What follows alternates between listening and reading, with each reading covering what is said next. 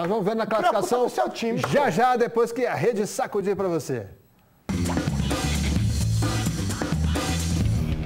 Palmeiras 2, Chapecoense 0, Egídio, saudade?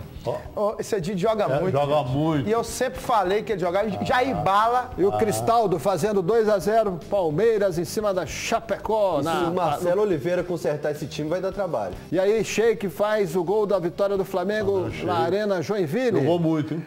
Joinville perdeu. Tá Graças feliz a o Deus. Jair? Não sei quem. Vamos ver a classificação aqui.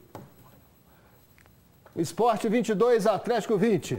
Agora os dois times se enfrentam na semana que vem. O Atlético vem com uma série de jogos agora que pode encontrar uma certa dificuldade, que é Inter fora, Sport aqui, Corinthians e Ponte fora e São Paulo aqui. E o Grêmio entra aí na terceira colocação depois da vitória, Sérgio, 20 pontos. O Atlético Paranaense fecha o G4. Grêmio e Atlético Paranaense pode ter uma surpresa assim no campeonato, que o que o Levi falou. Eu acho que a tabela vai mudar um pouco aí agora, que a gente vai começar a ver que time vai evoluir, que time vai se estabilizar e que time vai cair. E vira a página para a bancada analisar. Não precisa não.